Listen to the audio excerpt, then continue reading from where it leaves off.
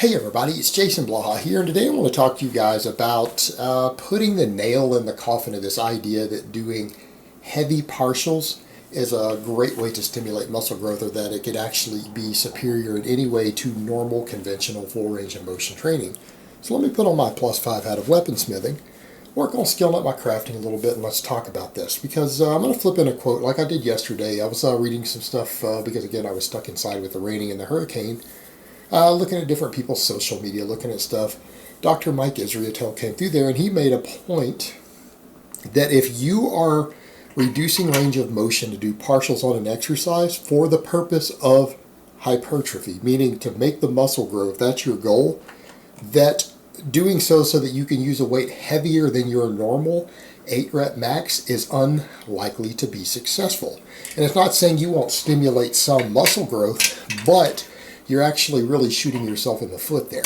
And the reason is that tension, workload, all of these things are different factors in stimulating muscle growth, but in all his years of looking at the research on it, he's never seen any evidence whatsoever that tension that is heavier than your 8 rep max has any additional muscle growth benefits. It just doesn't seem to be the case, that at a certain point you'll get more muscle growth by doing more volume than by adding more weight to the bar. Now, we can get equal volume by doing heavier weights. That's why we've seen studies over the years that show doing 8 sets of 3 with, again, comparable weights can actually produce just as much muscle growth as 3 sets of 10 does. We've seen it in studies when workload is matched. So the only advantage you can sometimes get to going heavier is that you might have to do fewer total reps and sets to get maximum muscle growth. But if all you're doing is increasing the weight, at that point you may be stimulating slightly more strength but slightly less muscle growth.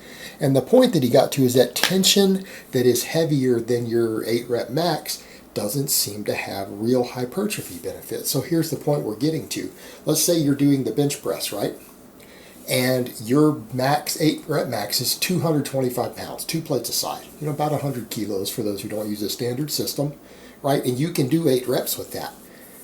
His point would be, based upon the research, you're not going to see hypertrophy benefits by going heavier than 225. You'll get better results by adding more volume. In other words, by even if you reduce the weight slightly, find a way to do more reps, more sets, more workload, will actually probably yield better muscle gain benefits. Now, working with 230, 240, 245 will probably give you slightly better neuromuscular efficiency. It will help you get stronger faster because of the neural aspects of it, and the part of handling heavier weight. Yeah, you'll get stronger. But you won't gain muscle any faster than you would with working with 225, no matter how much volume you do with the heavier weight. It's only going to be strength gains at a certain point. And again, there's always going to be strength and size gains. You can't detach those two. They are largely connected, but you can put a slightly higher emphasis on one versus the other, and working with heavier loads does seem to improve strength more. It just doesn't necessarily improve muscle size anymore.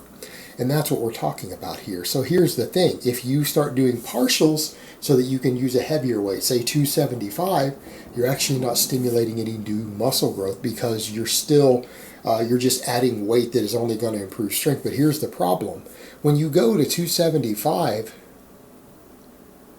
or 300 even, and you do 4-inch partials, that doesn't actually carry over to the full exercise. And that's the problem we run into. It doesn't carry over to the full range of motion. That's a misconception a lot of people have, is that if they do partials with a heavier weight, that they'll get used to handling a heavier weight. And that's true. It will prepare certain aspects of your nervous system for holding onto a heavier weight, particularly your hands and things. In other words, if you've never tried to bench more than 275, and your 8 rep max is 225, doing partials with 300 with board lockouts can prepare your wrist and hands and prime you to be able to support heavier than 275. All right, there is something to that. Because it is preparing you to handle that sort of load pressing down on your body, say pressing down on your hands, pressing on your wrists, or with a squat it's sitting on your shoulders. Or even with a deadlift, having to grip a heavier weight for a partial than you normally pull from the floor can again improve your grip and prepare you for that heavier weight to some extent. There is something to that, to priming the nervous system. Not something you need to do much of to get there, though. It's not something you should be doing every workout. But it certainly can prepare you for a new 1 rep max. Okay, there is something to that.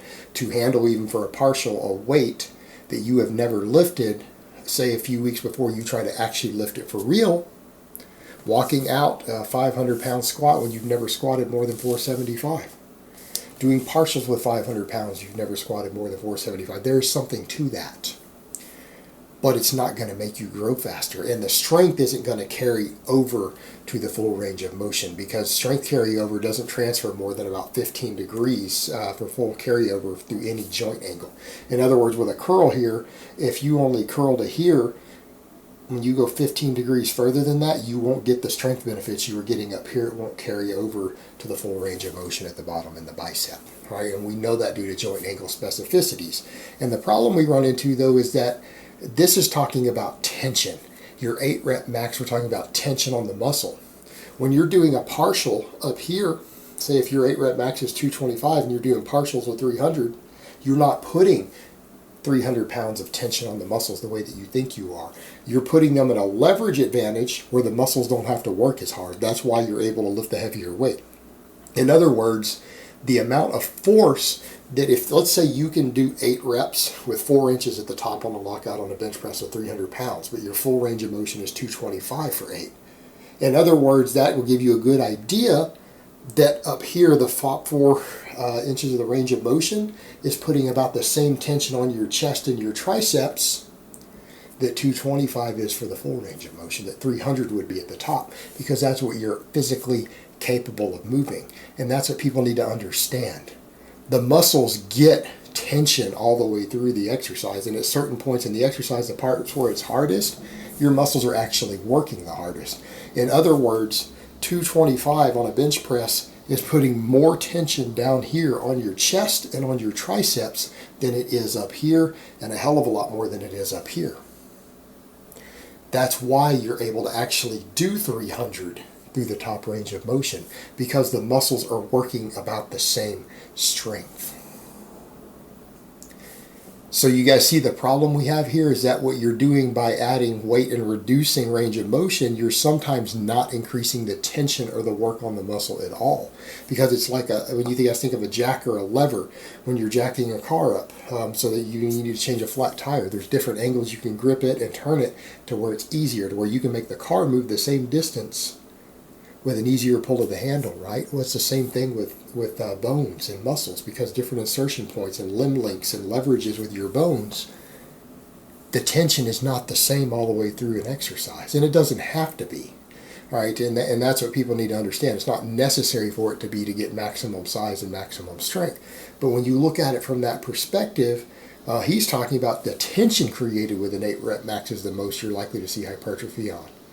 Well, you're actually reducing tension when you start reducing range of motion. When you start doing the easier part of an exercise, the muscles aren't working as hard.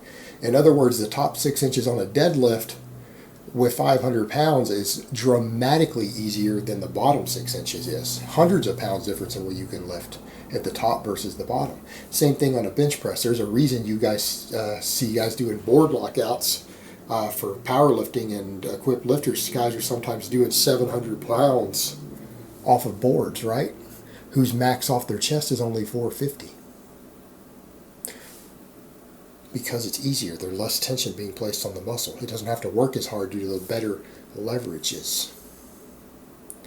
So what you need to remember is that weight on the bar doesn't always equal tension on the muscle, even in the same exercise when you start changing range of motion. So what we need to understand when you look at all this and you look at what experts say and you look at the biomechanics of it, it really should show you guys that in truth, there are no benefits to doing heavy partials to build up a muscle.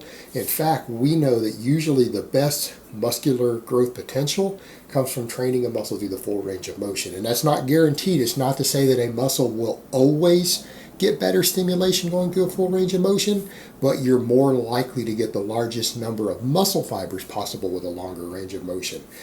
You're more likely to get maximum growth. It's not a guarantee, but it gives you a better chance. And when you start doing partials, because there's no actual benefit to doing the heavier weight through these partial ranges of motion, a best case scenario, the best you could possibly hope for, is equal muscle growth. And in a worst case, it might give you less muscle growth because you didn't actually train the muscle through the fullest range of motion.